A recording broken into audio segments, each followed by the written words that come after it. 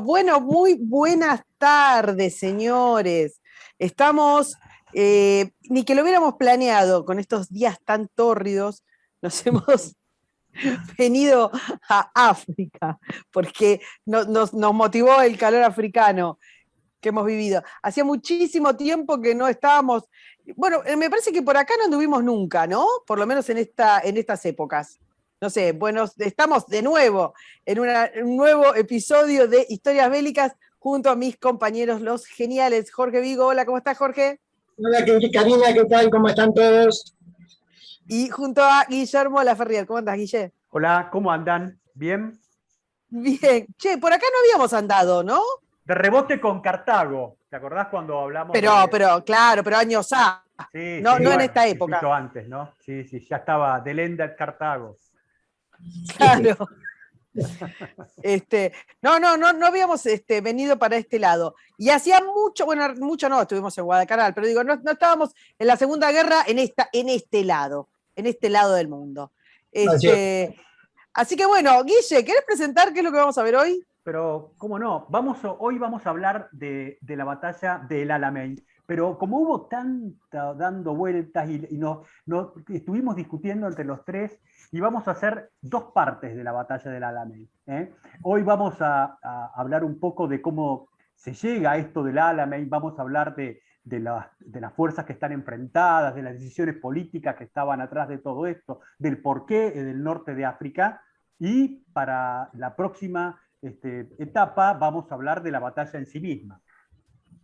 Claro, porque, a ver, y es fundamental entender, y sobre todo con las cosas que están pasando en estos días, entender, digamos, la situación del norte de África, lo que pasó, y sobre todo, mucha gente nos estuvo haciendo preguntas sobre esta batalla que tienen que ver un poco con esto, con el contexto, quizás con la doctrina, con distintos personajes que son como muy icónicos y su accionar muy, muy lleno de fantasías, de mitos.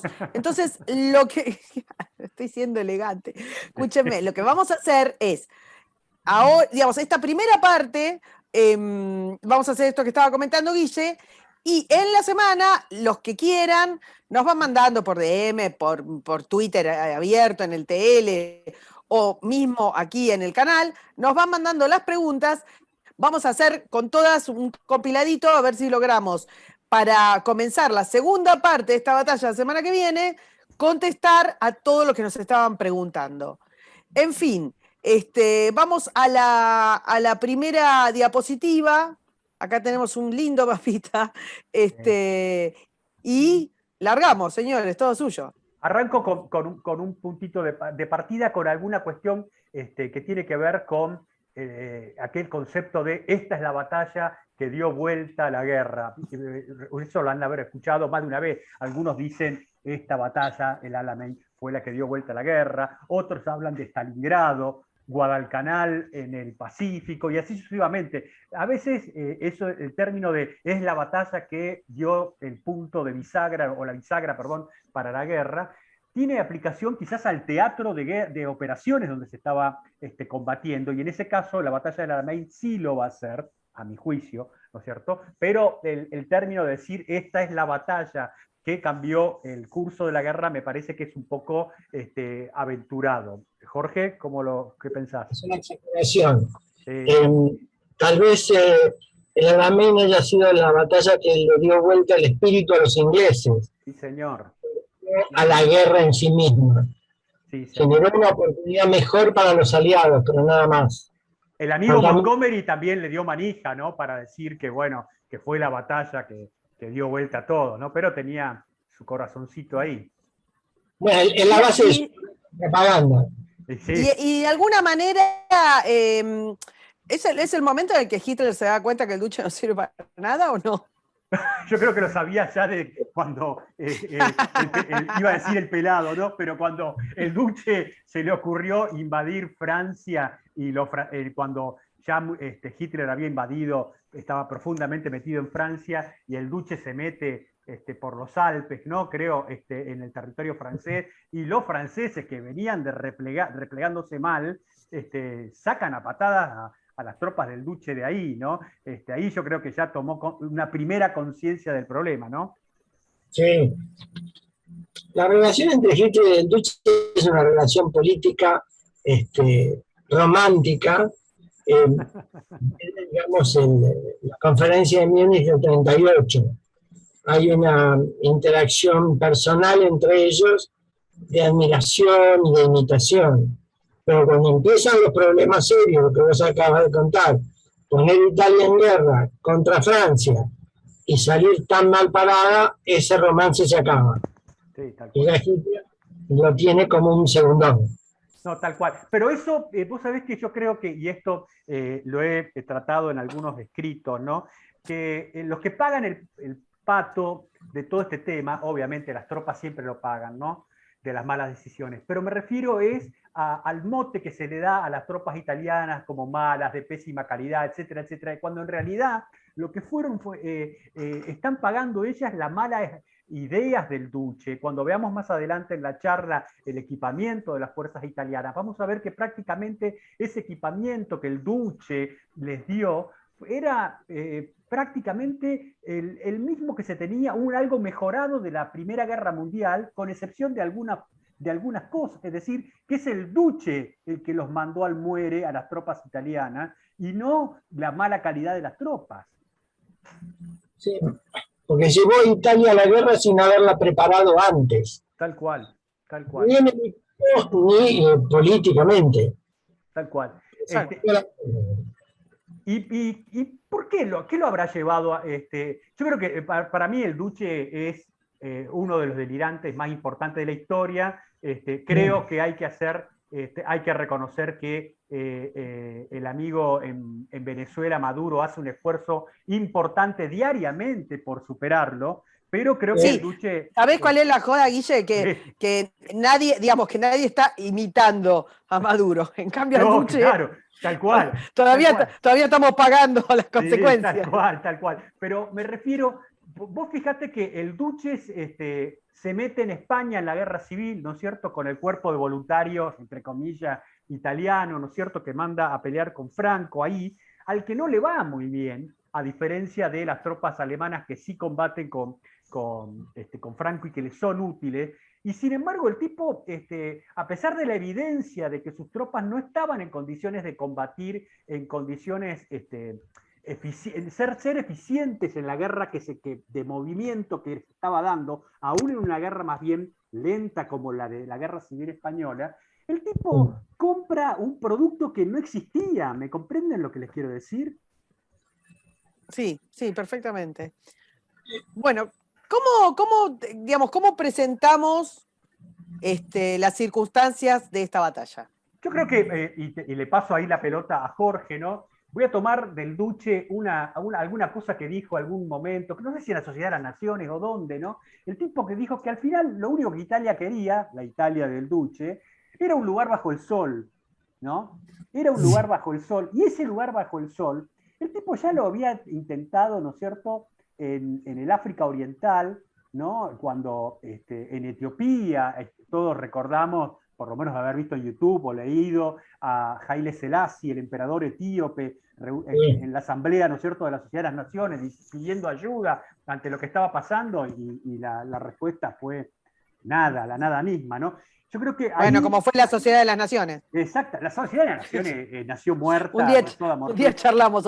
Exacto, para mí no fue inocua, para mí no fue inocua, para mí fue... Sí, pero totalmente. por Dios. Por algo Wilson se huyó de todo eso también, que era su hijo, ¿no? Por algo Mises la criticó tanto. Tal cual. Pero me refiero que el tipo, la experiencia de Etiopía, lo llevó quizás a pensar que estaba en condiciones de operar en África per se y convertirse él en una suerte de generador de un imperio italiano en el norte de África, que uniera desde la costa este al oeste del norte de África, como una suerte de resurgimiento del Imperio Romano. Y esto no es... Iba a decir tal cual. Y esto no es una exageración. El tipo se pensaba que era el César, era un César bruto, bruto en el sentido no de César Bruto dando el segundo nombre, sino bruto de Bruto, de su incapacidad para concebir qué fuerzas tenía para generar un imperio. Pero me parece que estaba en la cabeza del Duce esto, ¿no? Yo creo que lo que a lo mejor lo pinta es en la campaña de Vicinia la historia del caballo blanco. Ay, sí, por favor, contalo. Había un caballo blanco que Mussolini había destinado a un eventual desfile triunfal en Abisinia, y cada vez que las cosas mejoraban en el frente, al caballo lo subían a un avión para trasladarlo, pero antes de que el avión pudiera despegar las cosas habían empeorado. Así que el caballo subía y bajaba del avión permanentemente, de manera simbólica y de manera real, pero que muestra la inestabilidad del tipo. Es decir, él tiene el oropel de la campaña, pero no ha hecho absolutamente nada para preparar a Italia y a sus fuerzas como para lograr eso. Sí. Y el imperio es un sueño, no es más que un sueño. Tal cual. Pero, sí, y además, pero reconozcámosle algo al Duce, porque si no van a decir que uno no le reconoce nada. Yo le reconozco al Duce, que es lo que me parece que le compró el otro demente de Hitler, la capacidad de generar, ¿no es cierto?, políticamente un poder omnímodo en toda Italia, ¿no? Con la marcha a Roma, el tener todo bajo la mano. No, a ver, no se puede negar del tipo varias cosas. Sí. Primero, si, digamos, estoy hablando, ustedes saben mucho más, pero hay un carisma claro que se ve de movida. Y les consulto, que fue algo que también surgió cuando nos preguntaban esta semana por esta batalla, si todo esto también no es un espíritu de época, y estas búsquedas de los nacionalismos del espacio vital, ¿no? De Mussolini de ir hacia, de pensar un imperio por todo el Mediterráneo. Si no estamos ante una misma, con sus matices obviamente, con sus delirios divergentes, pero si no estamos ante el mismo corte de época de esa sensación de los nacionalismos de que la expansión era la única salida posible. Yo creo que sí, y lo digo rápidamente, en el siguiente sentido. Me parece que tanto el Duce como Hitler veían a las potencias europeas occidentales, básicamente a Francia y al Reino Unido, como dos potencias decadentes, que sus imperios estaban en condiciones paupérrimas, y veían, para el caso de Mussolini, el norte de África como algo más bien abierto, una zona abierta a las oportunidades, con un sector donde estaban los españoles, que se podía llegar a algún tipo de acuerdo con ellos en algún sentido, y el resto que estaba para repartir, y que mientras uno no jorobara demasiado a los ingleses que estaban en su joya, que era el Cairo, en la zona de Egipto, el resto se podía sostener. Sí, lo que pasa también es que estos movimientos fascistas son potenciados por casi la inactividad del resto de los países europeos que mantuvieron cierta estabilidad política por la crisis que provocó la Revolución del 17. Esa revolución que promueve todo un movimiento de base obrera, digamos, pero revolucionario, de cambios de establishment, de status quo y demás, recibe en muchos países la inactividad. Es decir, recuerden que en la conferencia del 19 de Versalles, a pesar de que ya los países están preparando fuerzas para operar contra la revolución rusa, no entendían lo que era Rusia. No. Es decir, tuvo todo un efecto que llevó tiempo y que tuvo efecto en los movimientos obreros locales y demás. Y estos movimientos fascistas son producto de una respuesta a eso, de contención de ese tipo de movimiento obrero para llevar al movimiento obrero a otro lugar. Estos movimientos son los que crean los sindicatos, realmente.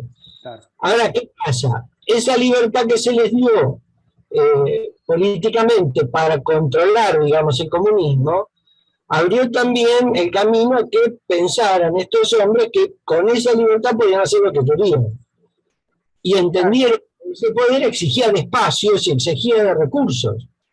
Y por eso todas estas expansiones y pretensiones, que tal vez uno haya que reconocerle en Franco cierta medida en eso. Sí. Aunque, por supuesto, Franco carga con una guerra civil. Claro, Entonces, esa será eternamente la duda, ¿no? Si Franco, digamos, no entró por un momento de lucidez o porque realmente no daba. Hay mucha literatura alrededor de eso. Sí, Mucha. sí, sí, sí, sí. eso es cierto. Pero, digamos, ahí hay como un movimiento fascista prudente. Y un Claro. poco también de Mustafa Kemal en Turquía. Sí. Son movimientos bastante prudentes. Siendo Mustafa Kemal también con una reacción sangrienta, interna y demás. Pero de expansión a expansión, los dos clásicos son el nazismo y el fascismo italiano. Sí, tal cual. Yo creo que parte de la fantasía estuvo dada por la libertad que le dieron los gobiernos, digamos, democráticos, estables de Europa. Que cierta Que élite también, de esos países coqueteaba con ellos. claro, porque ¿No? querían que él mantuviera el movimiento obrero. Claro. Uy, ¿dónde escuché eso, che? En alguna playa cercana también, ¿no? Pero no sé. Por ahí. Qué malo sos. Bueno, ustedes díganme cuando me muevo de diapositiva. Claro, yo te diría una cuestión, ¿no es cierto?, en esta diapositiva, pero ¿por qué el norte de África? Y uno dice, por ver el mapa, ¿no es cierto? Porque al ver Italia, que está en el centro de la cuenca del Mediterráneo, como lo es la India, ¿no es cierto?, en la cuenca del Pacífico, del Índico, ¿no es cierto?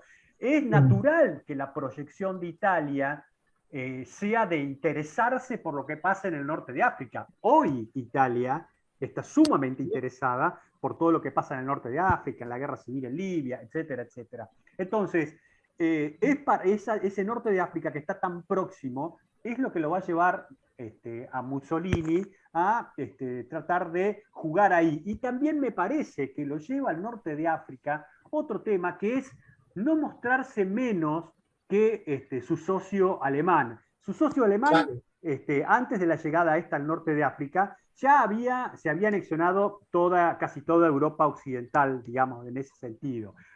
Todavía no se sabía bien cómo venía la cosa hacia el este europeo, pero ya estaba ahí dando vueltas. Ya se había anexionado los Balcanes cuando al amigo Mussolini se acuerdan, ¿no? Se le ocurrió hacer una incursión por Albania, y ya que estamos en Albania, ¿por qué no le pegamos a los griegos? Y los griegos le pegaron duro, exacto, ¿no es cierto? Entonces, necesitaba de algún modo, voy a utilizar un término cuasi religioso, una redención ante los ojos del Führer, ¿no? Claro. Digamos, es un problema psicológico de Mussolini, superar, bueno, porque si uno mira la imagen de Mussolini, y debe ser muy duro para un hombre así, que su socio, digamos, tenga más poder y más espacios que él. Claro. Necesita hacer algo. La operación de Albania a Grecia es un desastre absoluto, pero que es lo que va a generar la participación de Alemania en África. ¿Por qué? Porque cuando se produce el rechazo por los griegos de la invasión italiana, Hitler se da cuenta que Mussolini le creó un problema en los Balcanes, y los Balcanes son el flanco sur de la operación de invasión a Rusia. Claro. Sueltos. Entonces, va a llevar primero a la invasión de Grecia por los alemanes, e inmediatamente después, con precisamente el movimiento también fallido de Mussolini, de invadir desde Libia a Egipto. Tal cual. Y eso va a llevar a la presencia alemana en el norte de África. Y además, ¿no es cierto?, con eso, con este movimiento del Duce ahí en Grecia, acicateó la presencia de los ingleses, digamos, en esa parte del sur de Europa, ¿no? Que los tenía hasta ese momento lejos ahí en Egipto, ¿no? Y se los metió ahí. O sea, se generó un problema por la nada misma, sin que Italia sacara ningún rédito de esa campaña, de esa aventura en Grecia. No, absolutamente nada. Ahora, sí hay una cosa que esta complejidad de la participación alemana y de la atracción de fuerzas inglesas nos permite marcar algo que lo lamento para los fanáticos de Rommel, Cuando Hitler decide enviar una fuerza al norte de África, esa fuerza es para atraer fuerzas inglesas. Es para hacer una guerra de desgaste, no para hacer una guerra ofensiva como la que hizo Rommel. Así que la guerra del norte de África tiene de movida una distorsión estratégica entre lo que el comando alemán pretende y lo que Rommel entiende o quiere entender y hace. Tal cual. Ahora, eso va sí, perdón, dale, perdón. De la campaña. Sí, Guillermo. Sí. No, lo que quería decir, ¿no? Que esta llegada de los alemanes a intervenir en el norte de África se da por el mismo sentido que con que salieron digamos, si se me permite el término, a salvar las papas en los Balcanes, ¿no es cierto? En el sentido de, tengo a mi principal aliado, los italianos, que se han metido en una campaña en Libia, ¿no? Que están ahí dando vueltas, que son rechazados por una fuerza militar inglesa tremendamente inferior. A ver, la capacidad británica que había en Egipto y con la cual se sostienen los primeros contactos con las tropas italianas era inferior, y sin embargo esas fuerzas británicas ponen en persecución a toda, en una retirada violenta, a todas las fuerzas italianas en Libia. Es un desastre el que se ve sometido Mussolini, que el desastre lo podía llevar a que fueran barridos de todo el norte de África. Sí, además porque en paralelo a ese desastre de las fuerzas italianas, donde 30.000 ingleses expulsan a 100.000 italianos, Claro. producen las principales batallas navales entre la Regia Marina y la Armada Británica, donde la flota italiana sale perdiendo. Tal cual. Y donde además se nota el problema de que no le alcanza con buques modernos como eran los acorazados tipo Littorio, porque el problema que tiene la flota italiana, y la va a tener durante toda la guerra, es que no tiene petróleo para operar. Tal cual, tal cual. Ahí podemos hacer un punto. Bueno, pero no es parte, perdón, no es parte de los objetivos que tienen que ver con el norte de África, el tema petrolero, el tema energético. Yo creo que no pasaba para el Duce eso. Yo creo que no sé si tenía esa capacidad de mirar la cosa. ¿Qué me decís vos, Jorge? No, todavía no. Todavía no, porque no hay todavía una explotación intensiva en esta región de los recursos petrolíferos.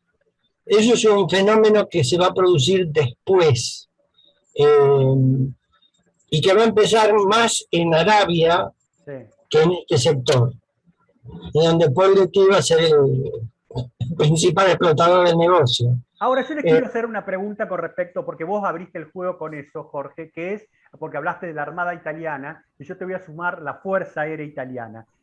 Sí. Tanto la Fuerza Aérea Italiana bajo Mussolini como la Armada Italiana, en sus diferentes ramas internas, me refiero a los bombarderos, los cazas, la fuerza de submarinos, la fuerza de torpederos, los buques de superficie, eran dos ramas del servicio militar italiano de excelencia. Me refiero, el material que tenían no aplica lo que yo dije al principio de algo que salió mejorado de la Primera Guerra Mundial, sino que estamos hablando de cosas que estaban de avanzada a la altura de lo que tenían las potencias de esa época. Sí, el problema central es, primero, un muy mal comando central italiano. Sí. El ejército italiano va a ser el que va a dominar realmente la conducción de la guerra, y es un ejército aristocrático, Sí. donde la masa de los oficiales ocupan cargos muy importantes solamente por su título, por su relación a la familia.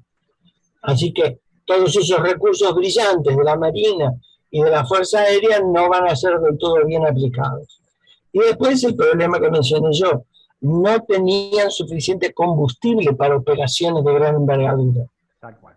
Entonces es muy difícil poder realizar alguna operación grande, y sobre todo después, por ejemplo, de la batalla del Cabo Matapán y demás, Sí. donde la Marina italiana queda muy restringida. Pero ¿por qué tenían tal calidad? Pero la pregunta sería, ¿no?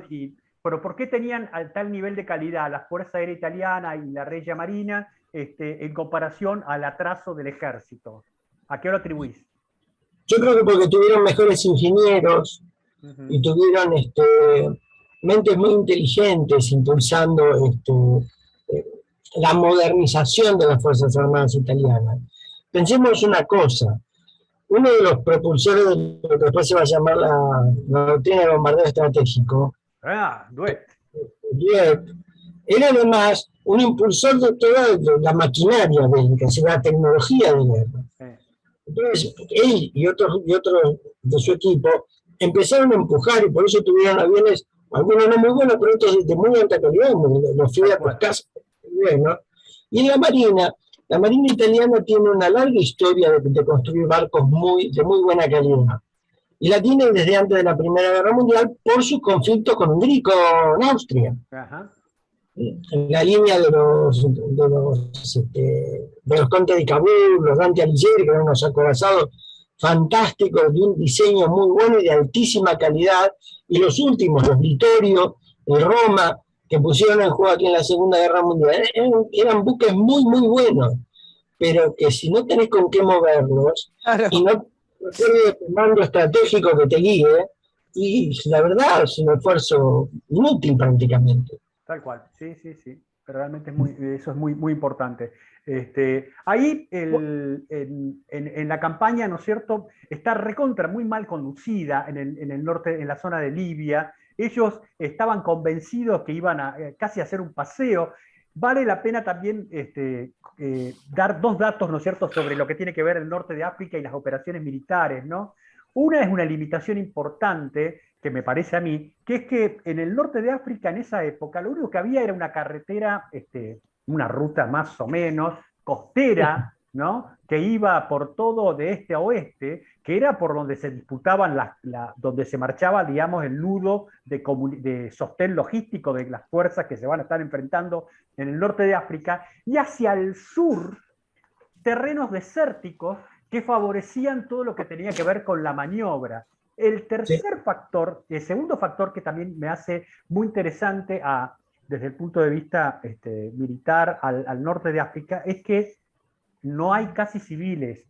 Es decir, hay muy poco lugar donde combatir en poblaciones, y las restricciones que todo esto impone no existen, y donde se enfrentan las tropas entre sí, sin mayor consideración a qué peligros causan hacia los civiles. Ahora, escúchame, Guille, eso no jode también a lo que tiene que ver con, yo qué sé, abastecimiento. Sí, tal cual. Por supuesto que lo joroba, y muchísimo, ¿no? Pero me refiero que en cierto sentido es una limitación que no tenés Sí, cuando estás conduciendo tranquilamente, operaciones. claro. Claro, Sí, es el único lugar donde se da tan claramente, quizás en el Pacífico también, pero Estás esto... como jugando al Call of Duty, no tenés problema, digamos, no tenés miedo que... Exactamente, exactamente. ¿Vos cómo lo ves, Jorge, a eso? Y acá abonando lo que vos decís, agregaría dos detalles. Respecto a lo que dijo recién Karina, el problema logístico. En este momento, para ir a pelear a África hay que llevar todo. Sí. África no da nada. Arena, calor, nada más. Camellos. Así, todo. Y camellos que a lo mejor. Pero después hay también un problema de estructura logística. Si ustedes se fijan en el mapa, hay una línea recta que une Trípoli con Alejandría. Esa línea tiene más o menos unos 1000 kilómetros. En el centro hay un puerto muy famoso que todos conocen que se llama Tobruk. Claro. Cualquier acción que se hiciera exigía, para pasar de Tobruk hacia un lado a otro, poseer el puerto. Tal cual. Si no, logísticamente era insostenible cualquier acción. Por eso los británicos se ponen locos, y en algún momento de la campaña, ya con Robin inclusive, se quedan, ceden terreno, pero hacen un enclave en Tobruk. Claro. Porque saben que lo que están obligando es que vos tengas que llegar logísticamente hasta Trípoli, y tu cadena de comunicación hacia retaguardia para que te llegue el agua, el alimento, evacuar heridos, el combustible, la munición, tiene kilómetros y kilómetros de extensión, una locura. Sí, una serie de condicionamientos logísticos muy fuertes. Y que lo vamos a ver los equipos que van a llegar para el Alamén. No, tal cual. Y ese condicionamiento no es solamente que vos tenés, te lleva a dos cosas, ¿no?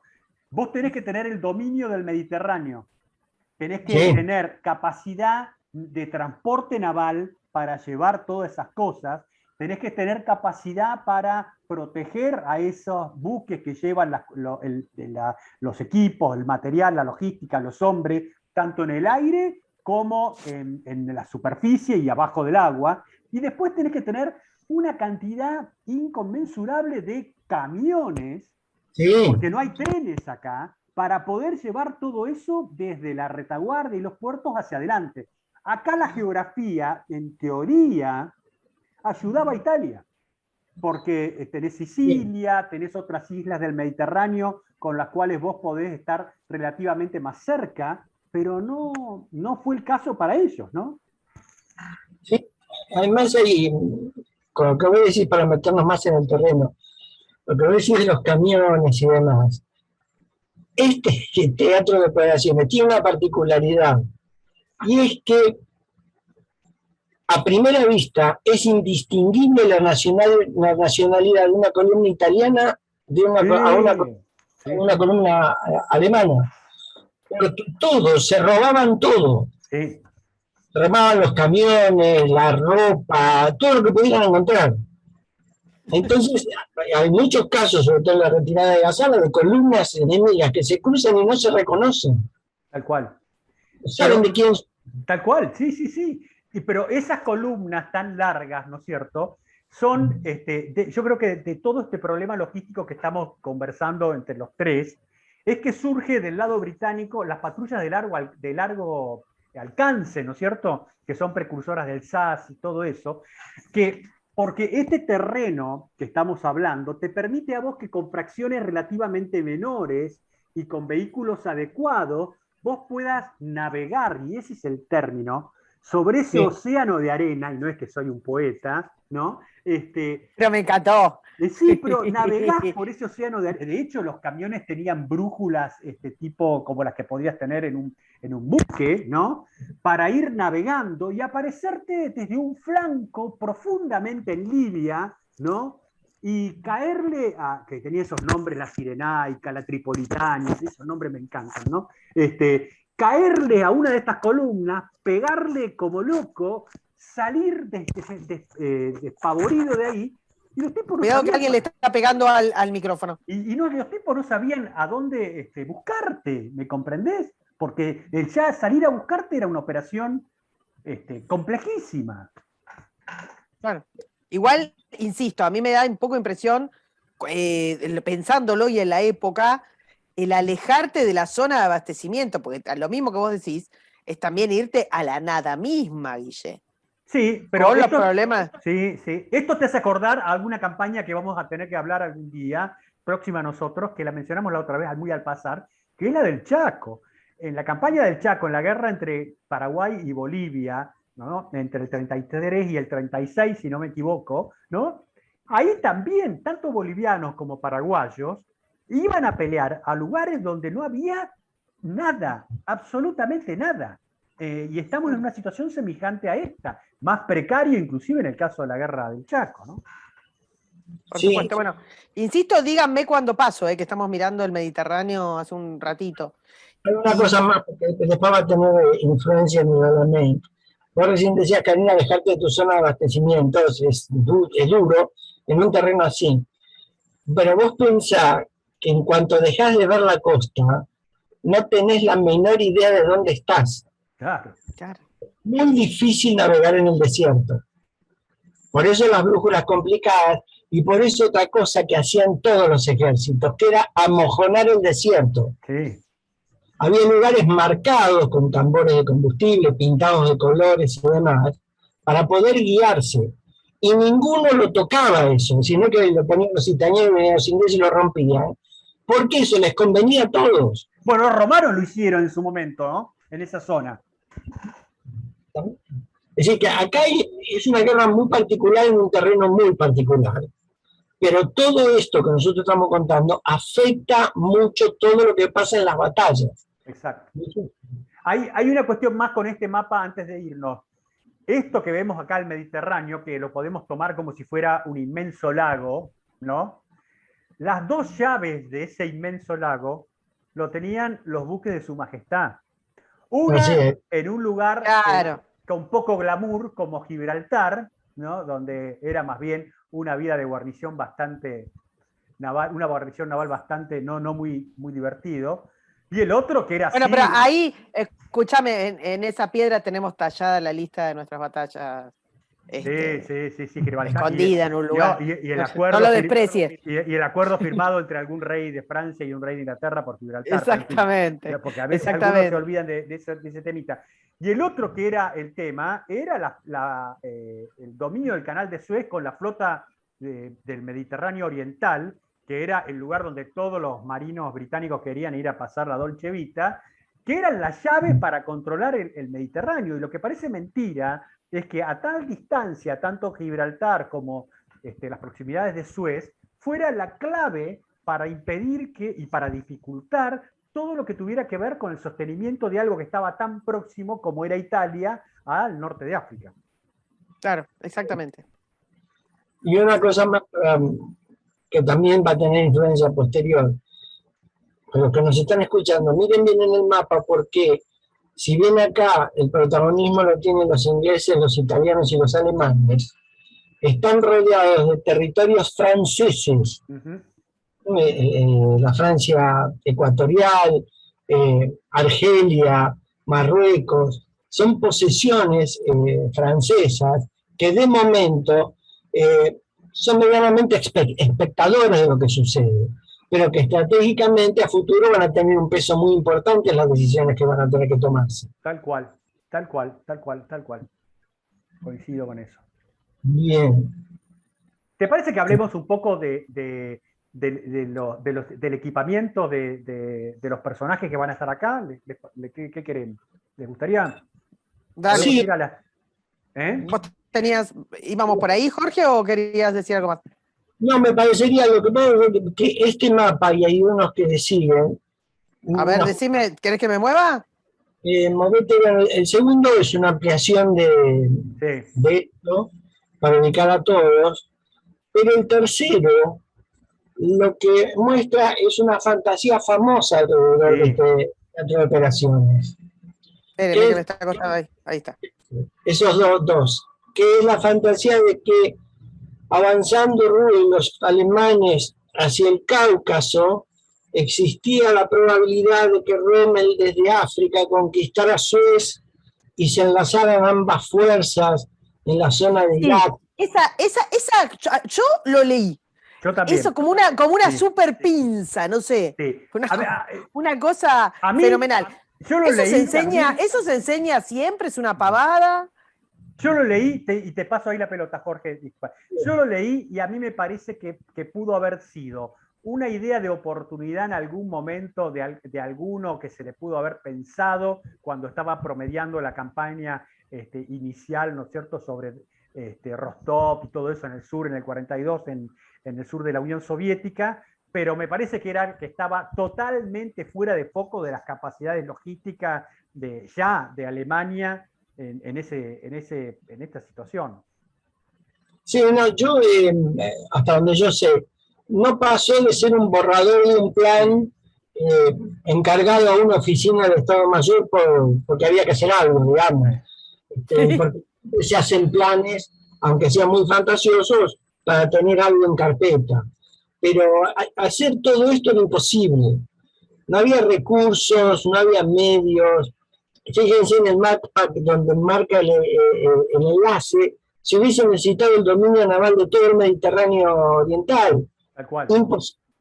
Ahí se hubiera metido Turquía en la guerra, ¿eh? Además, claro, tenés el problema de la presencia turca. ¿Cuántos recursos terrestres necesitaban los alemanes y los italianos para hacer semejante operación? Sí, tal cual. Sí. Lo que no quiere decir que perdamos la perspectiva de que si los alemanes se hacían de Suez, el despelote que le causaban a el Reino Unido en su comunicación con la India era atroz. Claro, si se hacían de Suez ni siquiera era necesario todo esto. Claro, tal El cual. impacto era brutal. Y un poco también, tomado del otro lado, lo que hablábamos de Franco, intentar entrar por Gibraltar o tomar Gibraltar desde España era también un imposible. Imposible porque Franco acababa de salir de una guerra civil y no podía meter a los españoles en otra guerra, porque eso hubiese provocado una super guerra civil interna, porque no podía dejarles el paso libre a los alemanes, porque eso hubiese hecho que los ingleses los atacaran, y porque era para Franco absolutamente inconveniente, por el simple tema de que a Franco le convenía hacer lo que hizo, dejar que España, igual que Portugal, fuera tierra franca de espías, Tal cual. cobrarse los favores que le hizo él a los espías una vez terminada la guerra. Tal cual. También digamos, estas maniobras por Gibraltar y estas grandes pinzas son más bien para el TEG que para una guerra real. Tal cual. No hay fuerza para el movimiento y no hay fuerza para la ocupación, además. Creo que había el nombre de la operación que así bosquejaron para tomar Gibraltar, era el plan Félix, si no me equivoco. Sí. Pero me parece que era como el gato Félix, ¿no? No era algo que pudiera concretarse por lo que estás diciendo. Además. Claro, ¿cuánta gente necesitas? Una vez que te salga bien. ¿Después qué haces con todo eso? Además te voy a decir algo que... No te alcanzan los italianos, pero ni los alemanes que hay, que habían, total. Además, Franco, algún favor a los ingleses le debía también Sí. de su victoria. Sí. No jorobemos. Sí, El hecho de que el Reino Unido, sobre todo el Reino Unido, no se haya metido en la guerra civil, a él ese fue un favor que recibió, me parece a mí. Sí, bueno, eso tiene que ver con las razones que ustedes elaboraban al principio. Después de la guerra de Franco, recibió recursos de lo que era el fondo del Plan Marshall. Claro. Así que ahí estaba cobrando. No, sí, tal cual, tal cual. Así que... Y si abren algún día, no sé si lo han hecho, los archivos de los servicios de inteligencia españoles de esa época, yo creo que nos vamos a encontrar con juego de 3, 4, 5 bandas, ¿viste? Sí, seguro. Seguro, ¿no? Seguro. Exactamente. Vamos Bueno, al equipo, avancemos. ¿les parece? Sí, no sé si querés, Jorge, ¿sigo para abajo? Sí, que es a partir de las 7, digamos. Ah, bueno, acá tenemos lo que vamos a ver la semana que viene. Acá estamos. Ahí está. Hay tipos que están... pocas cosas en la Segunda Guerra Mundial generaron un romanticismo, ¿no es cierto?, como el pertenecer al Afrika Korps, ¿no?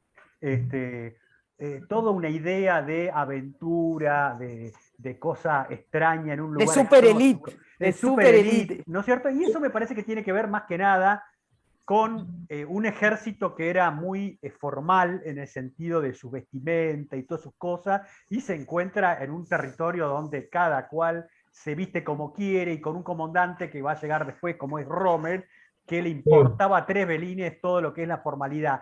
Este dibujo que tenemos acá es interesante porque el tanque que tenemos atrás es un tanque británico, un Matilda, característico porque cuando lo vemos al costado de las orugas vemos esos rectángulos como huecos, ¿no?, que servían para que la tripulación pudiera llegar a las orugas y ajustar los tensores y todo ese tipo de cosas extrañas. Ese tanque, el Matilda, es un tanque hijo de la Primera Guerra Mundial, ¿no? Era un tanque lento, con un cañón relativamente interesante, pero lento, diseñado para combatir al lado de la infantería que avanza. Era un tanque para apoyar a la infantería, ¿no? Que no tenía otra pretensión. Y los ingleses, ante sus carencias, lo utilizaban como si fuera un tanque de batalla y no tenía esa capacidad, ¿no? No, por supuesto. Pero para apoyar a la infantería muy buena porque tenía un blindaje terrible. Exactamente, pero era muy lento, con lo cual no estaba en condiciones de operar en maniobras profundas y veloces. Y después cuando se encontró con el cañón 88 alemán, un cañón antiaéreo, que los tipos le descubrieron que colocándolo en tiro a tierra era utilísimo, a pesar de ser un mamotreto infernal, contra tanques, volaban como si fuera un globo pinchado con un alfiler. Bueno, eso lo inauguró Rommel después de cruzar el Mosa en la campaña de Francia. Claro, un tipo creativo. Ahí tenés un ejemplo, ¿no? De que un arma, y esto no es algo muy habitual en la guerra, o sea, no siempre se puede dar, que un arma, las tropas, o en este caso un general, le pueden encontrar una vuelta a un diseño que los ingenieros que la desarrollaron ni se les pasó por la cabeza. Sí, claro. Porque cuando uno ve un cañón 88 alemán de la Segunda Guerra Mundial, uno está viendo, como decía antes, un mamotreto, es una cosa cuadrada con un tubo larguísimo, ¿no es cierto? La dotación, perdón, está muy expuesta, y sin embargo los tipos lo usaron a troche y moche, tanto en el norte de África como en la campaña en Europa, de una forma hasta el final de la guerra. Sí, sí. En sus dos variantes, contra incursiones aéreas y contra tanques, básicamente. Sí, ¿no? Y además en desarrollo posterior terminó montado en tanques y en cazatanques. Por tal cual, el famoso tanque Tigre alemán monta un cañón 88 a propósito de la efectividad que este cañón tenía, que además era de tiro rápido, eyectaba la vaina para atrás, ¿no es cierto?, servida, que se lo podía cargar rápidamente para poder destruir un blindado. Era un hallazgo para la época, ¿no? Ahí vemos a los soldados también. ¿Cómo la pasaban con ese clima, con ese... ¿Qué se puede decir? A ver, los alemanes tuvieron algunos problemas. En cuanto a la ropa, y esto sirve para los alemanes y para ingleses e italianos, cada nación tenía una ropa mejor para el lugar. Unos tenían mejores camisas, otros tenían mejores medias, otros tenían mejores pantalones, y lo que sucedía es que cada vez que se tomaban prisioneros, se tomaba la mejor ropa del prisionero. Claro, bueno, un clásico. Ninguno terminaba en el uniforme de su propia nacionalidad completo. Algunos detalles de cada cosa. El clima fue un problema muy grave. Para los italianos no tanto por su posición geográfica, pero para los alemanes sí. Los alemanes tuvieron un problema muy grave por el color de la piel. Son muy blancos. Así que tenían que tener un periodo de aclimatación en Italia, en el sur de Italia, antes de remitirlos a África.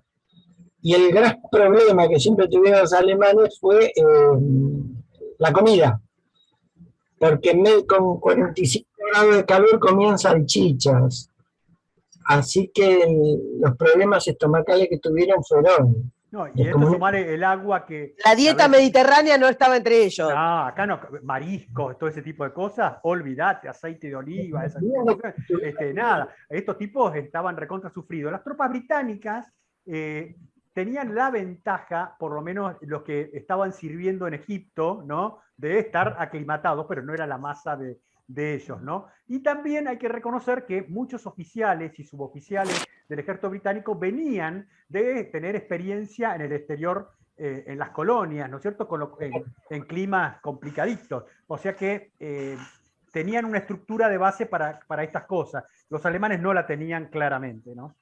No, tuvieron que inventarse un servicio médico especializado.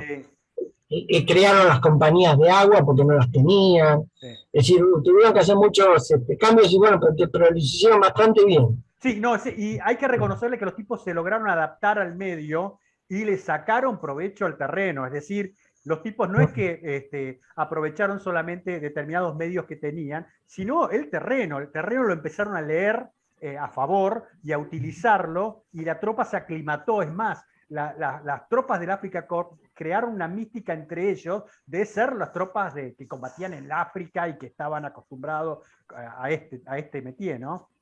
Sí, y ahí, como sé que a todos los que nos escuchan y a nosotros mismos nos gustan los detalles, cuando uno mira el terreno africano, puede pensar que, bueno, fácilmente, si me van a atacar o me voy a preparar, puedo cavar una trinchera, acomodarme. Bueno, el problema que tiene es que si te quedas arriba en el terreno, vienen las balas. Pero en cuanto empezás a acabar, aparecen las serpientes y los escorpiones. Claro. No es tan sencillo, no es tan sencillo, hay que preparar mucho para hacer eso. Tal cual. ¿Querés que siga bajando? ¿Bajamos? Sí. Ahora tenemos comandantes, acá después tenemos armamento. Bueno, acá están el más famoso de los famosos, Rommel, un brillante táctico, a mi modo de ver. Sí. Su mayor debilidad es que no es oficial de Estado Mayor, así que no tiene una mente muy adaptada a la estrategia y a la logística. Y eso es lo que más problemas le va a traer en la conducción. Lo hace muy Pero, voluntarista, ¿no? Me parece a mí. ¿Sabes que hay tres cosas, dos libros, dos biografías que yo leí en su momento, hay más seguramente. Una, la famosa de Desmond Young, ¿no es cierto?, que fue prisionero de él. La otra, la de Liederhart, ¿no es cierto?, sobre él.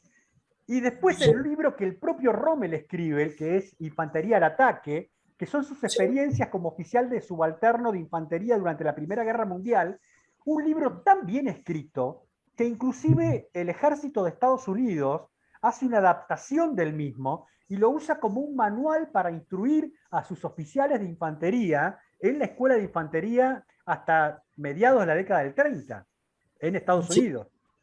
Sí, ese libro lo que lo muestra es un consumadísimo táctico. Exactamente. Muy bien el combate y la batalla en todo lugar. Porque acá lo va a desarrollar en el desierto, pero lo va a desarrollar en los bosques franceses y lo va a desarrollar en las montañas de Rumania. Es decir, entiende profundamente el combate. Y del resto, bueno, al no ser oficial de Estado Mayor, le faltan algunos datos que ha sabido suplementar con muy buenos oficiales en su Estado Mayor. Sí, Bayern, por ejemplo, ¿no? momento que tal vez es más conocido.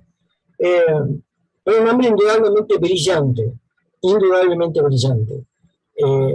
Sí tiene un problema. Primero, por lo que yo dije antes, no interpretar bien la estrategia de la campaña. Y el otro problema es que él llega a África en febrero del 41 y se va en marzo del 43. Y salvo algunos, digamos, descansos por enfermedad y demás, es mucho tiempo para combatir en ese lugar. Y eso le provoca un desgaste brutal, cosa que le ha pasado a muchos comandantes en la historia. Sí. Incluso hay una crisis que se le produce personalmente en las decisiones de Rommel.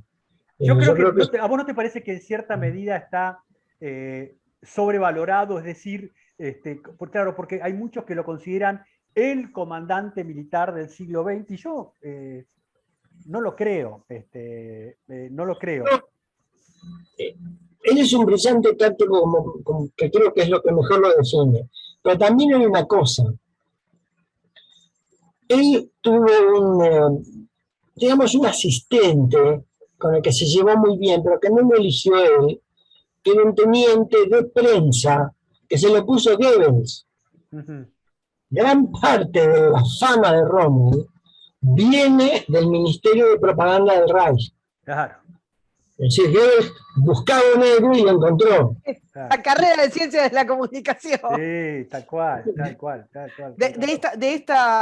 De este capítulo podemos sacar que Rommel era marketing, era puro marketing. Yo creo que en ese sentido está muy inflado, porque si no te explicás su decisión porque él tiene varias crisis en la campaña del norte de África donde la situación logística lo llevaba al extremo, y sin embargo él, como decía Jorge, no sopesaba la importancia de eso, o creía que lo podía minimizar, bueno, conquistaremos depósitos de combustible, y seguía adelante, ¿me comprendés? Con elementos que se iban degradando y degradando, y eso es lo que lo va a llevar a su derrota, básicamente, y no, o sea, sobreestimó sus propias capacidades por sobre las del enemigo. Eso es un error importante. Eso es un error grave. Pero yo creo que no estaba preparado para entender eso. No. Y sus oficiales de Estado Mayor no se lo pudieron hacer entender en muchas ocasiones. No. Y eso que se peleó mucho con, ahí no se me hizo un lapsus con el comandante alemán que estaba en el Mediterráneo, que era este tipo de la Fuerza Aérea. Uy, tengo... Es el ring. Con Kessler, bueno, con Kessler tuvo agarradas tremendas, ¿no es cierto?, por las cuestiones logísticas también, pero seguía dándole. También hay que reconocer que al tipo le agarra el comienzo de la mala, en el sentido de que a Hitler se le ocurre en el 41 invadir la Unión Soviética y ya el norte de África. Sí, le tiran lo que sobra. Pero tal cual, y ni siquiera Bueno, ese es otro tema del que deberíamos decir dos líneas, no sé si lo tenían pensado para esta parte, estaría bueno, que es el tema de Alemania dividida entre la cuestión rusa y la cuestión africana, ¿no? Esa cosa que no sé si se planeó, no se planeó, no se pudo evitar, pero visto en la foto, es un despropósito tan enorme que uno dice, pero ¿cómo? ¿Cómo se les ocurrió que podía funcionar algo así? Porque le pasó lo del Duce, me parece también. No pensaron que se iban a llevar todo por delante, que los ingleses estaban ahí liquidados y que era cuestión de tiempo y que estos soviéticos que están al otro lado están muertos de hambre, le entramos con 3 ejes bueno, pero, sobre la Unión Soviética. Y está bien, pero no hay un momento en que Rommel le pide por favor a Hitler que le mande, o sea, que le tire un hueso y la nada. Claro, pero porque no se lo pueden mandar.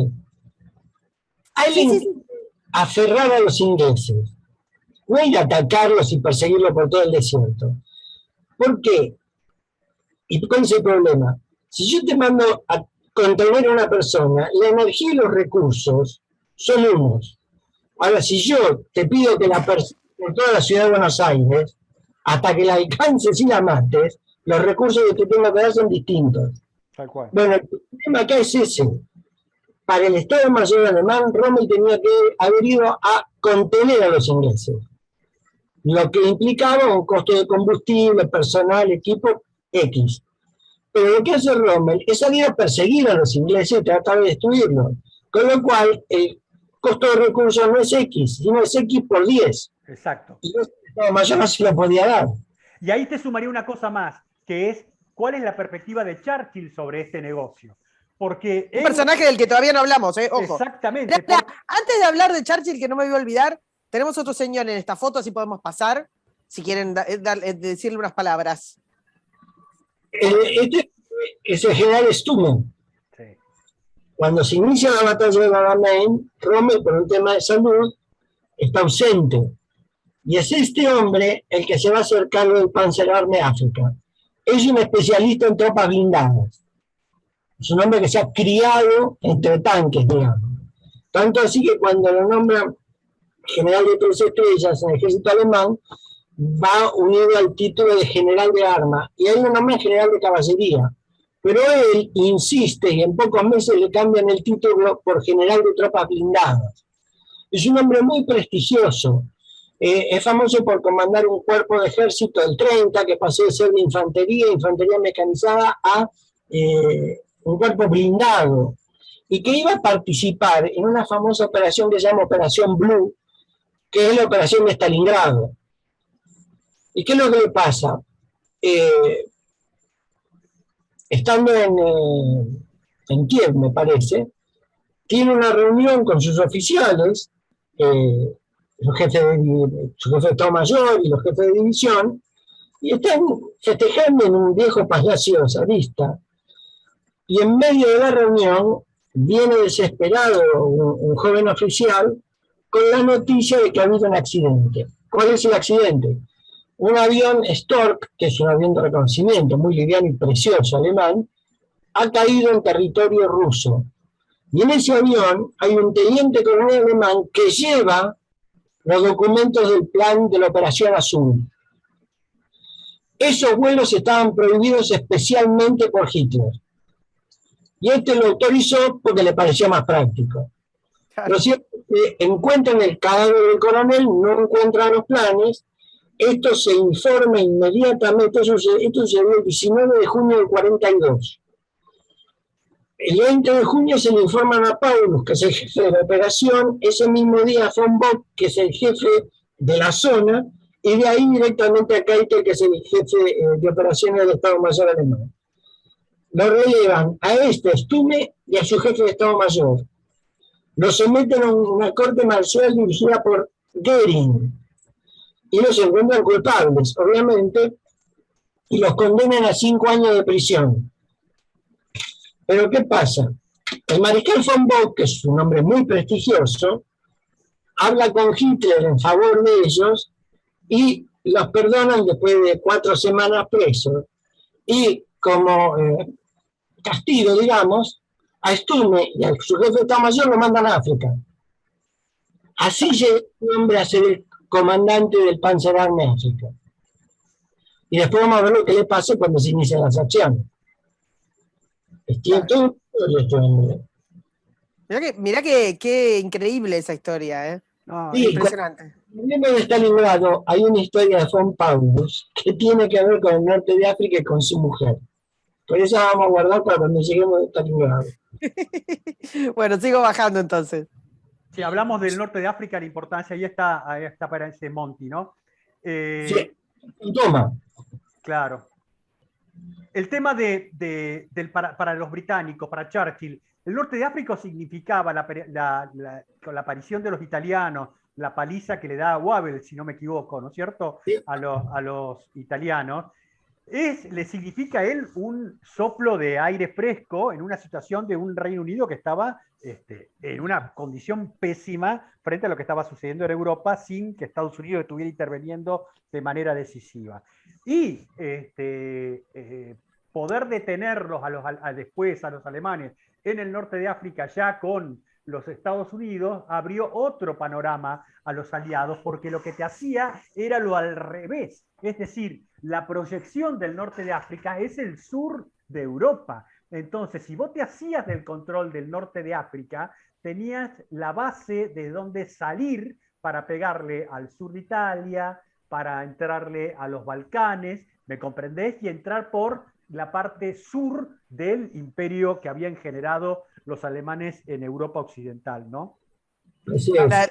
La soledad de Churchill previo a Estados Unidos es un tema importantísimo para tratar Sí, en cual, este momento. Tal cual. Che, este es Monti ahí abajo a la derecha, si no me equivoco. Este fue en Toma. Este fue el último, fue el comandante del Africa Corps en el Alamein. Después vamos a explicar en su momento lo que le pasó y demás. Y esta foto con Montgomery es porque cuando es prisionero, Montgomery lo recibe muy especialmente y lo invita a cenar. Sí. Y Montgomery es un tipo muy prestigioso, un brillante conductor. Pero hay en Inglaterra un movimiento crítico muy fuerte hacia Montgomery, Sí. por la deferencia que tuvo hacia Fontoma. Y se dice que intervino Churchill en la discusión, y Churchill dijo, bueno, la verdad que es una verdadera desgracia para Fontoma, porque yo también tuve que cenar con Montgomery. Claro, porque Monti era abstemio. Monti no tomaba un trago de ninguna bebida espirituosa, nada. Hay una anécdota que cuenta John Keegan sobre Montgomery, que yo creo que la deslicé al pasar en algún momento, que cuando Montgomery se recibe de oficial del ejército británico de infantería, sale de Sandhurst, su primer destino es Bombay, hoy Mumbai, ¿no es cierto? Y va a un regimiento de infantería ahí. Y a él lo meten preso, la policía militar, porque junto con otros oficiales del regimiento donde estaba sirviendo, se agarran a trompadas en el Yacht Club de Bombay. Se agarran a trompadas. Y la acusación que le hacen, lo que a él era el agravante para él, era que era el único de los oficiales británicos que se habían trompeado ahí que estaba sobrio, es decir, él estaba perfectamente consciente. No tenía atenuantes. Exactamente, no tenía ningún atenuante, era un salvaje. Es un tipo que, de mucho coraje, en la Primera Guerra Mundial es herido, combate muy bien. Además, es hijo de un predicador, que si no me equivoco, de un pastor, ¿no es cierto? Esto lo asemeja en cierto sentido al duque de Wellington, que hay algún estudio que dice de esto de los hijos de pastores que sirven en las Fuerzas Armadas, ¿no? Ahora, Monti es un tipo metódico, Sí. muchos lo van a criticar, algunos nos hicieron llegar, no una crítica, sino el comentario de que era un tipo que pretendía pegar solamente cuando tuviera una condición de equilibrio, todas sus condiciones logísticas, la fuerza lista. Eso yo no lo veo mal, porque si el tipo, en la guerra es un juego donde vos tenés que apelar a tus mejores condiciones para poder operar. ¿Cuáles eran las mejores condiciones que tenía Rommel? Su audacia, su capacidad de improvisación. Montgomery no tenía eso, pero sí era un tipo que era hábil en preparar logísticamente, en hacer planes detallados, en ser muy minucioso, ser muy quinotos, digamos, válganme la expresión, sobre sus subalternos para que hagan las cosas como él las quería. Entonces, a su manera, en ese sentido, era eficiente también. Sí, además Montgomery se vuelve mucho más metódico, duro y trabajador cuando muere su esposa, cuando queda viudo. Sí. Digamos, su carrera fue algo así como su único amor fuera del hijo que tenía.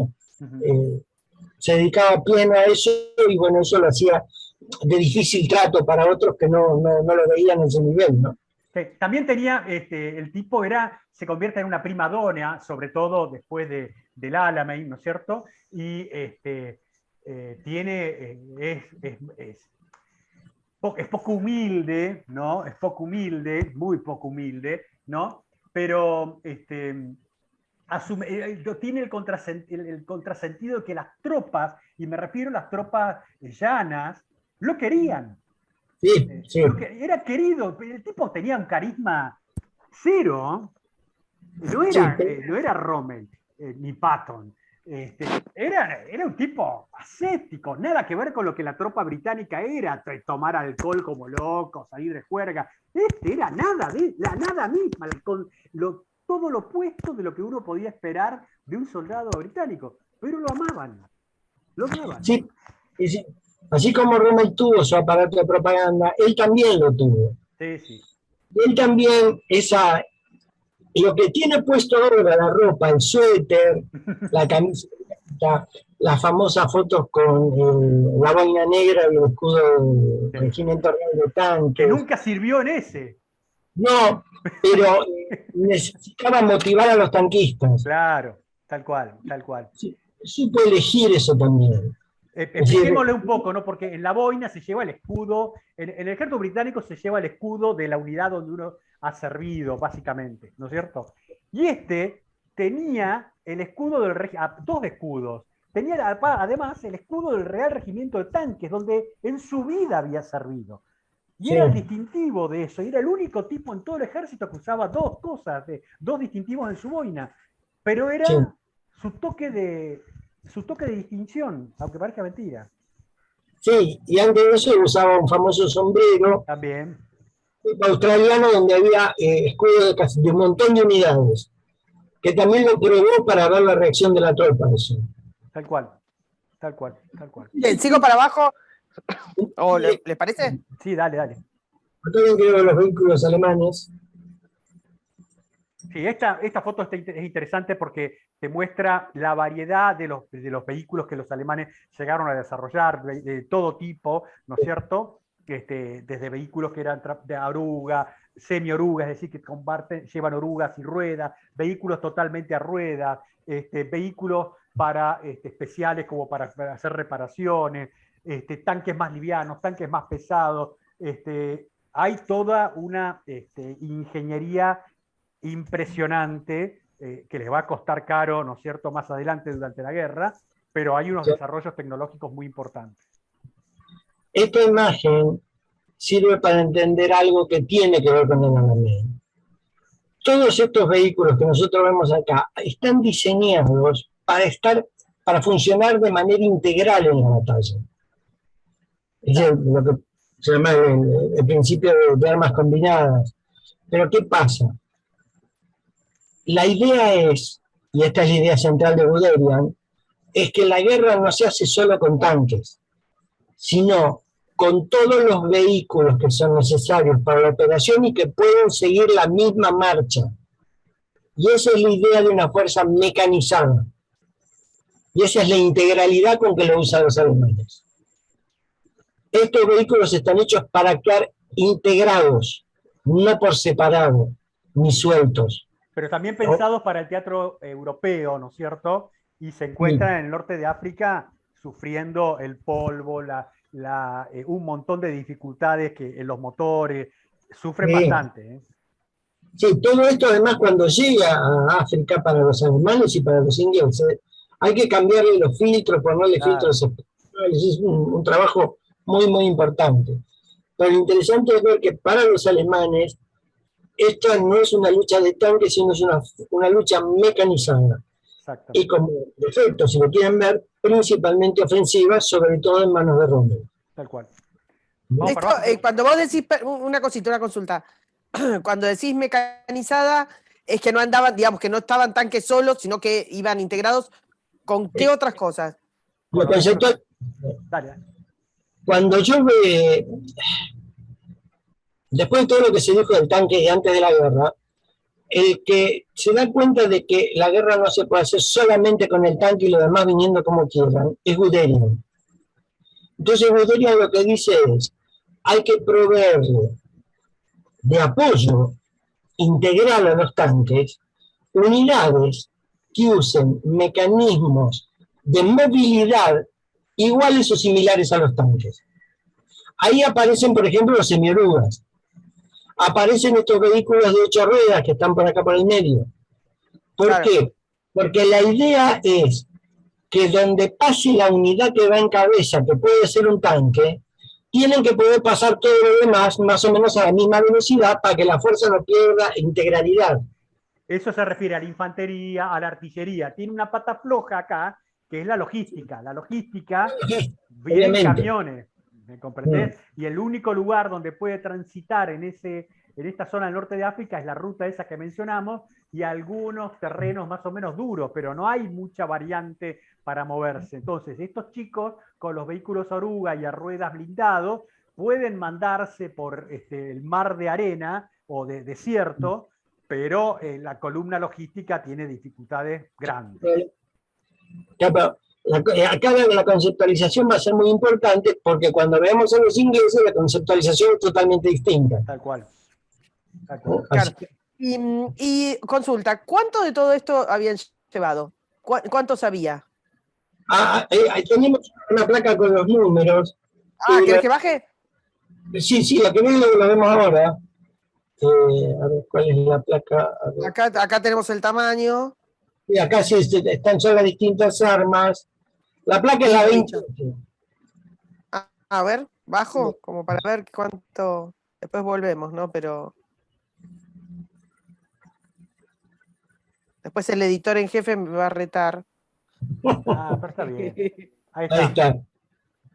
Hay que calcular más o menos unos 500 tanques del lado ítalo-alemán, no todos de primera línea, porque los tanques alemanes, los tanques italianos se los llama los ataúdes con rueda. Sí.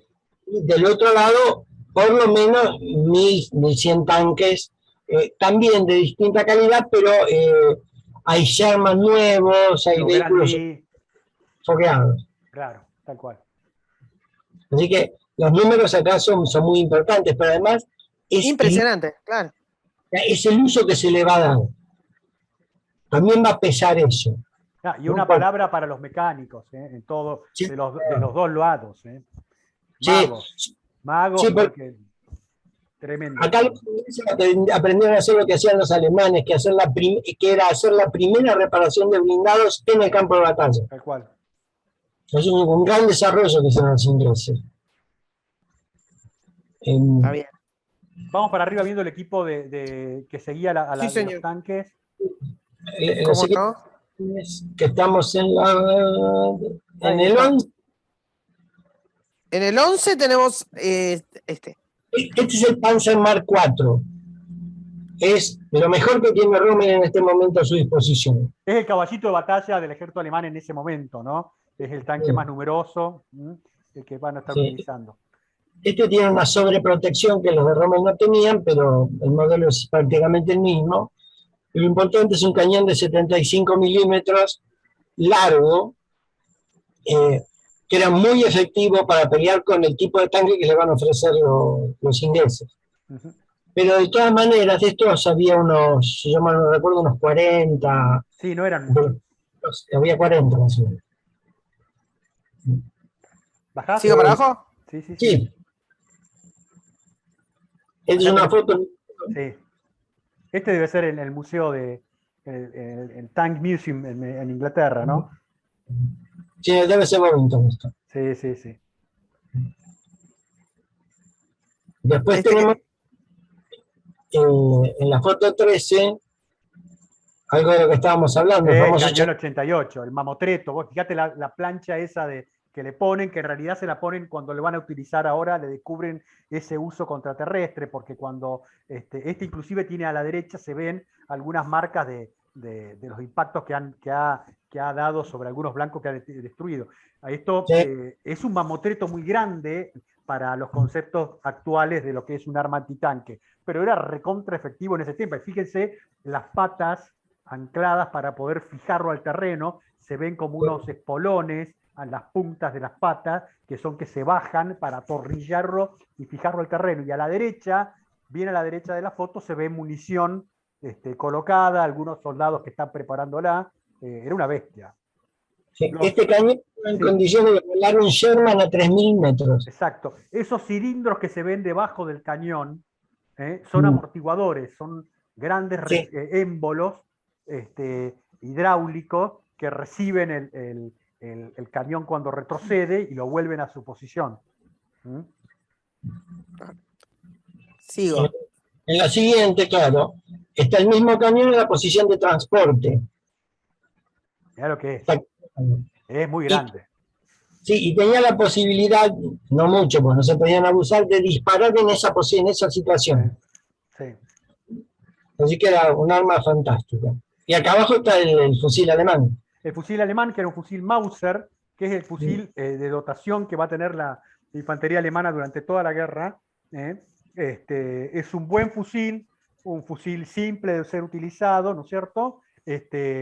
Pero lo que tiene de extraño, que lo mejor dicho, es que no, el ejército alemán no busca automatizar, darles armas automáticas a su infantería hasta a las postrimerías de la guerra, y lo hace de una manera tardía y escasa, ¿no? Vamos a Sigo. ver, dale. Y aquí están los italianos. Exacto. Que el italiano, acá hay que hacer una distinción. El Sí, armamento italiano, el equipo armamento italiano no era malo, para nada. ¿no? Era de buena calidad, era de buena calidad. El equipo individual también no era malo. Esto para el norte de África, los soldados que estamos viendo ahí con esos penachos son Bersaglieri, una tropa muy buena. Tanto las armas automáticas, usted se ve mucho arma automática, todo lo que se ve ahí. El casco italiano era mucho mejor que el casco británico, era un casco que Sí, protegía mucho más la cabeza. No me estoy refiriendo al casco, ese tipo de médula de sauco que tienen ahí los Bersaglieri, que era casi un casco ceremonial. Los elementos de zapa, caramañola, los portacargadores, las granadas de mano, todo ese material también iba y venía, ¿no? Porque tanto las granadas británicas como las alemanas o las italianas eran del uso popular. Lo que uno capturaba se llevaba. ¿Vamos? ¿Algo? ¿Sigo? la Sí, dale. 16, Fíjate vos que los blindados italianos, ¿no? Salvo algunas excepciones que los vehículos a rueda, los vehículos Aruga italianos estaban retrasados, son superiores a los japoneses que vimos en su momento cuando hablamos de Guadalcanal, ¿no? Son superiores, pero ya son obsoletos y con muchas dificultades para la guerra que van a estar operando en el norte de África. Se habían quedado el ejército italiano para la guerra, se había quedado. muy Claramente, lejos. material de muy mala calidad, de mala factura, no confiable, con sistemas complejos para ser mantenidos, no eran buenos. No eran buenos. Adelante. Acá tenemos, creo que la foto, el dibujo de atrás es un SKDF, ¿no? Su nombre no me acuerdo bien, es el semioruga alemán, ¿no? Que está capturado, y acá vemos a los soldados británicos hay una imagen que no la conseguí, que hay medio jocosa de cómo es la degradación del uniforme inglés a medida que progresaba la guerra, ¿no? Y que llega a esto, estos son unos dandy vestidos a cómo estaba vestido un soldado inglés en el norte de África. Los shortcitos, las botas de combate, sin nada en el torso, el casco, el armamento y eso, ¿no? Por ejemplo, sirviendo un cañón o adentro de un tanque. Estos están bastante bien vestidos para... Elegantes. Bueno, ya lo habíamos visto en Guadalcanal que estaban hechos unos harapos. Sí, sí. Acá rescato dos cosas. Bueno, se ve la provisión del arma norteamericana, que es la ametralladora Thompson, que está ese soldado agachado, el más cercano a nosotros. Después el fusil Lee Enfield, que lo vamos a ver que es un fusil muy preciso, muy bueno, pero que también los británicos no aspiraron a un arma automática para proveerle al tirador individual. Y la famosa Brem a la derecha, ¿no? Que es un arma muy buena, un arma para un grupo pequeño, que es un arma de apoyo, que los acompañó hasta la Guerra de Malvinas. Yo vi Brem en la Guerra de Malvinas. Y el oficial británico que tenemos a la izquierda está armado normalmente por un revólver, que era lo que llevaban, porque la mirada que tenían era que el oficial era alguien que no combatía, sino a través de sus hombres, ¿no? Y que lo que tenía que hacer era conducir. Esa era la mirada que tenían los británicos, ¿no? ¿Querés agregar algo, Jorge? ¿Qué pasó? No, bárbaro, no hay nada para agregar. Acá estamos. Acá hay un tipo sobreestimado, aquí que es el amigo que está ahí a la izquierda, que es Alexander, ¿no? Que va a ser el comandante de todo el teatro. Alexander fue un tipo de mucho coraje en la Primera Guerra Mundial, era un dandy, nada que ver con Monty, era un dandy, un verdadero dandy, un tipo que después se va a estar en la campaña de Italia, ¿no?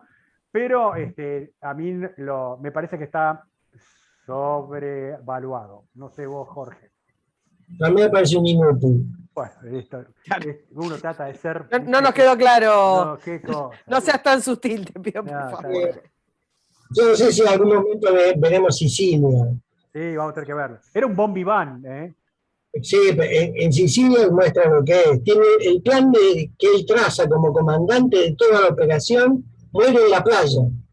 Cuando Willy Patton desembarca no tiene ningún plan, Alexander, para continuar. La operación Husky, ¿no? Así creo que se llamaba, no me acuerdo. Pero sí, ahí está la boina, de Monty. El primer escudo que vemos es el del Real Regimiento de Tanque. Claro. Dale. Era realmente, Alexander para mí a casa de Sobrando, el que resolvió los temas para bien o mal, pero resolvimos nosotros. Sí. El proyecto que está acá abajo es el escudo del octavo ejército. Sí. Claro.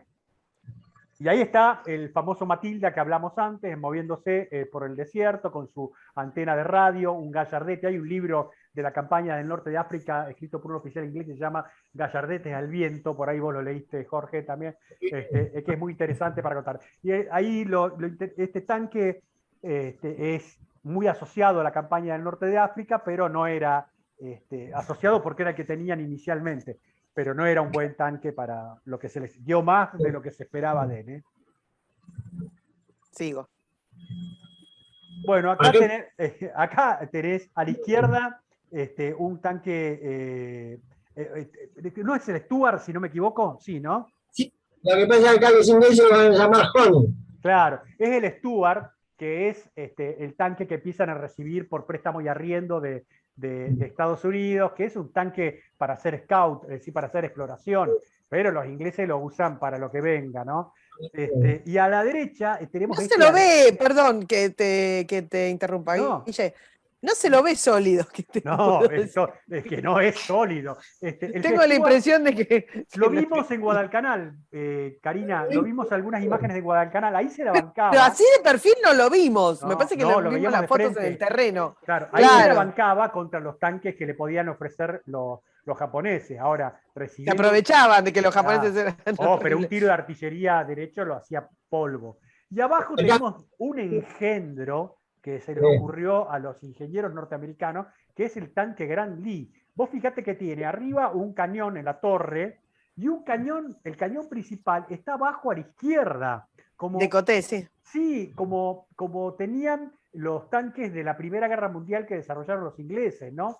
Este era un engendro, la famosa, yo estuve en el Museo Imperial de Guerra, está el famoso, tenía uno de estos que usó Monty en el Alamein, que está la foto de él con los binoculares, está en el Museo Imperial de Guerra, pero era un engendro. Ahora, sobre la base de este tanque es que se hizo el Sherman, si uno ve la parte adelante, esa parte como si fueran unas abrazaderas grandes, el sistema de rodamiento, ese que va a ser la base del tanque Sherman, que lo va a seguir y lo va a reemplazar. Este es un tanque muy alto, muy alto, muy complicado.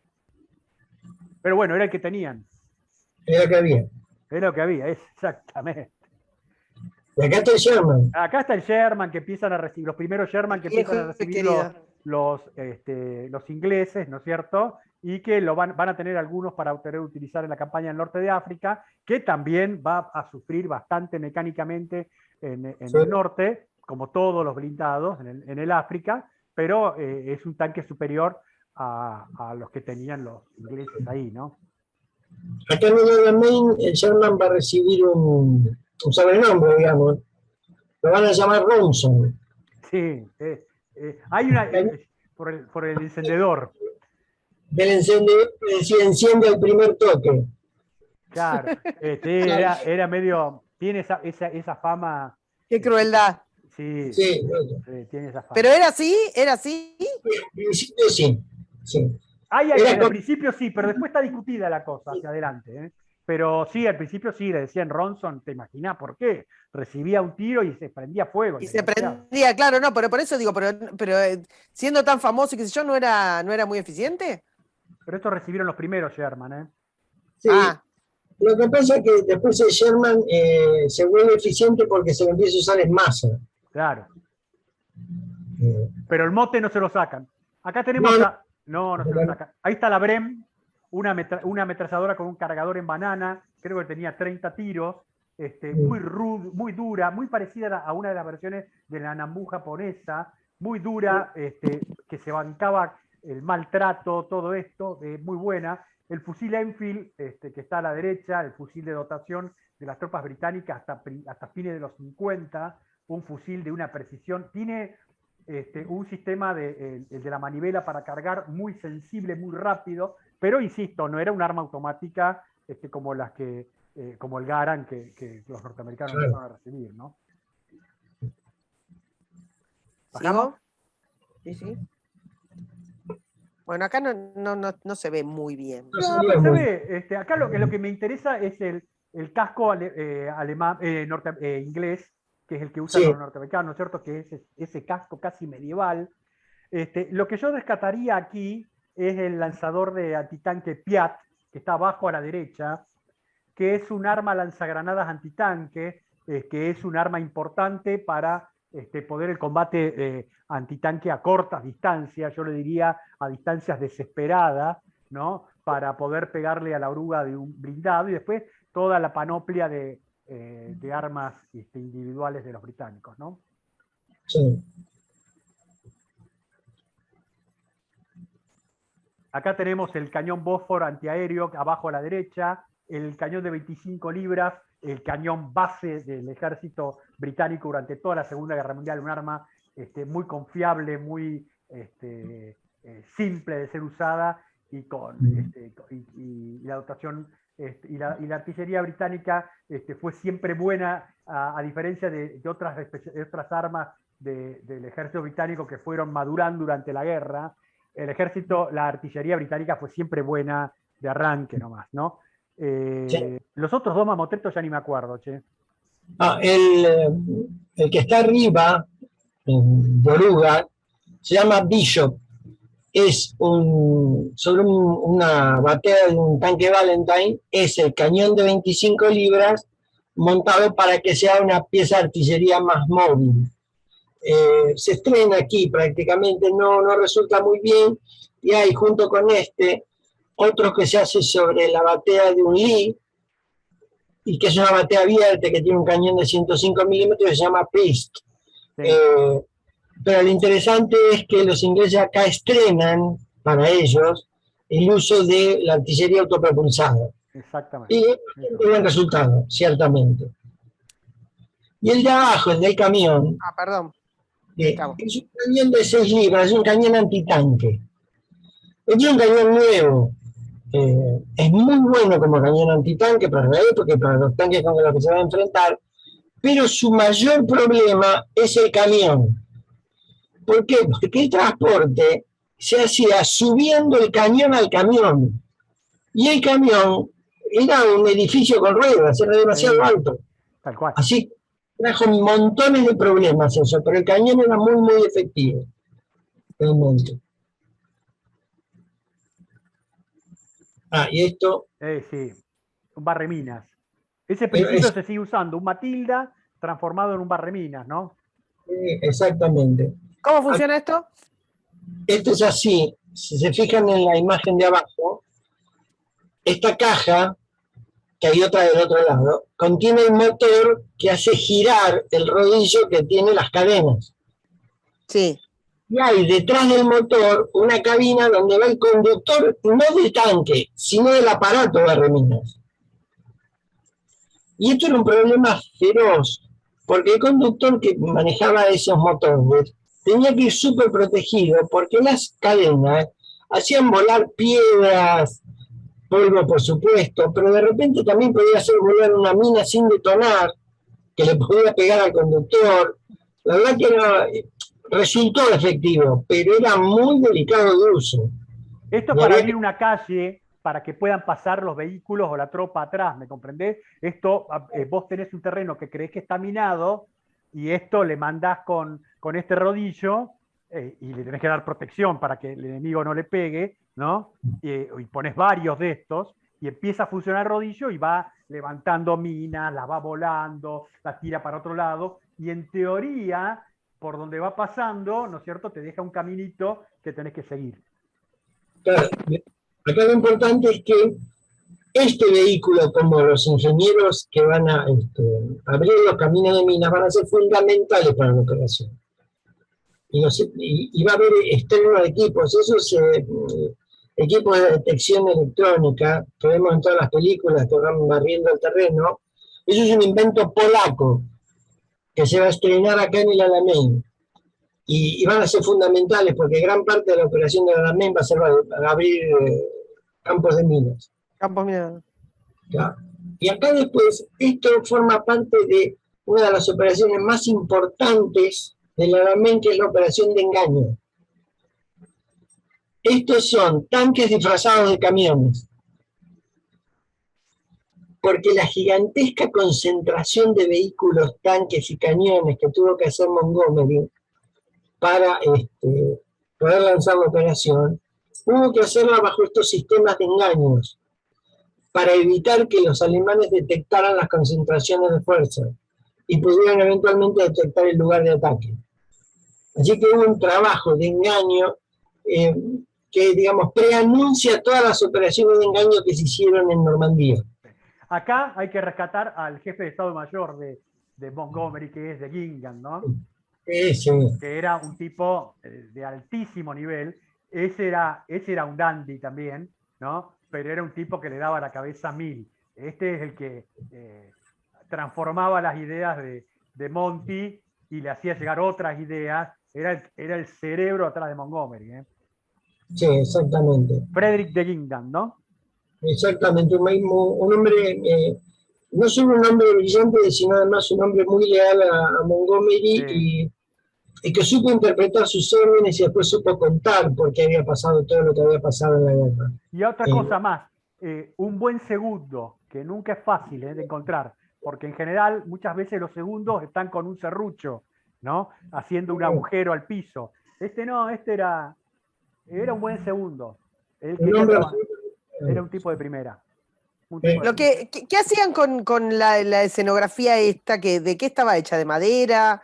¿De lona pintada? Madera y lona. Sí. Claro. Sí, y lo que podían tener a mano para que parecieran. Porque, claro, ojo, la Fuerza Aérea Alemana y la Fuerza Aérea Italiana hacían vuelo de reconocimiento en profundidad. Sí. Entiendo. Y que en determinado momento agarraba y tiraban esto la miércoles, digamos. Esto para aproximarlo hasta la zona de reunión, atrás del Claro. campo de combate, atrás del campo de donde se va a hacer la batalla para se va a concentrar. Pero estos tipos llegaban en barco hasta Alejandría o hasta Suez, se desembarcaban y tenías que concentrarlos y esconderlos en el lugar. Más de los espías también, porque Claro, te iba a Cairo decir, estaba porque en el plagado. vuelo lo disimulás, pero cerca nos damos cuenta que me están No, vendiendo. vos pensás que había espías por todos lados ahí. Esto era un caos. Exactamente. Bueno, ¿cómo seguimos, muchachos? Porque Lo acá que- ya estamos en batalla Yo creo que y podemos. tendríamos que ir cerrando. Yo porque diría una aclaración de la batalla. sí, Así como cuando hablamos de la forma de combatir de los alemanes en la integralidad y la ofensiva, para los ingleses ese concepto de armas combinadas todavía no ha cuajado. Todavía para ellos el arma central de la movilidad es el tanque. Entonces no se logra, y no se va a lograr durante la batalla, una buena relación tanque-infantería, artillería-ingenieros, lo que va a provocar un montón de problemas. Pero son dos concepciones diferentes. Los ingleses van a aprender el concepto de armas combinadas después de la guerra.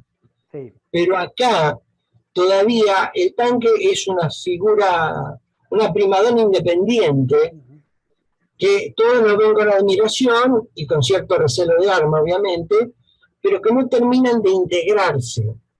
Entonces, vamos a ver que la ventaja, digamos, que va a tener esta manera de ver la guerra para los ingleses, o la doctrina de guerra, va a estar dada porque lo que le van a impedir a Rommel es que utilice su forma de combate, Tal cual. que es la ofensiva rápida y la gran movilidad.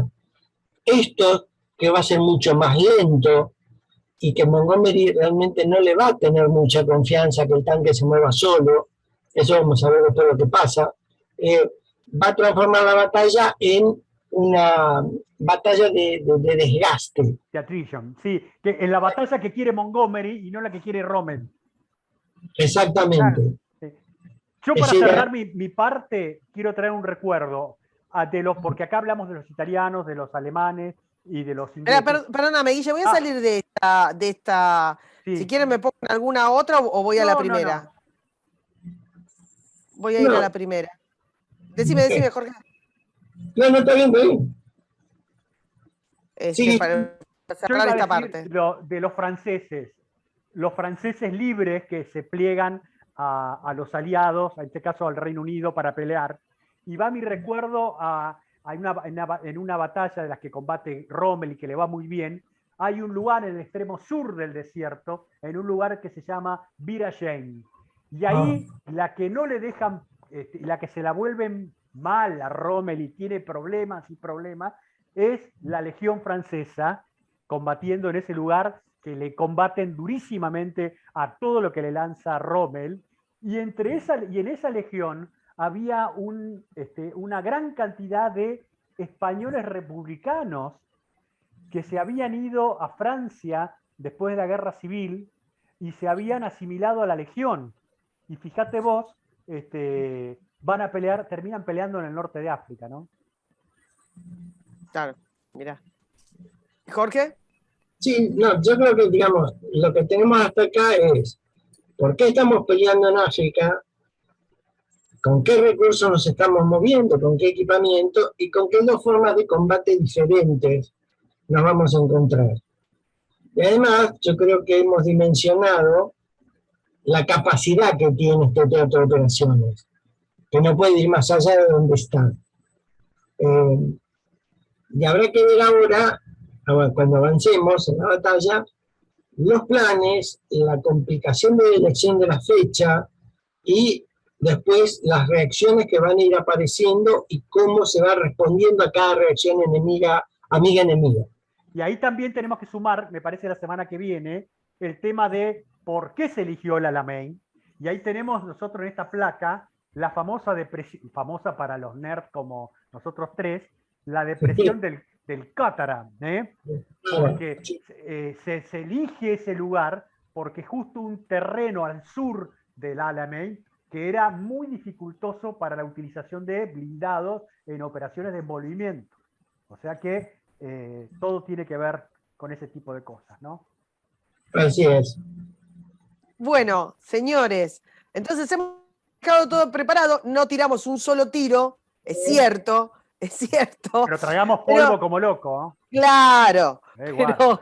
pero trajimos unos lindos bichitos para que vean, para que vean que después sí vamos a tirar de todo y los esperamos la semana que viene para contar efectivamente, una vez que hayan entendido todo esto y con todas las preguntas que tengan para hacernos, que vamos a tratar de resumirlas y de contestarlas, y vamos a contar efectivamente la batalla en sí misma. Bueno, muy buenas noches, Jorge. Muchas gracias, nos vemos. Gracias, Guille. Chau, chau. Gracias a todos. Hasta luego.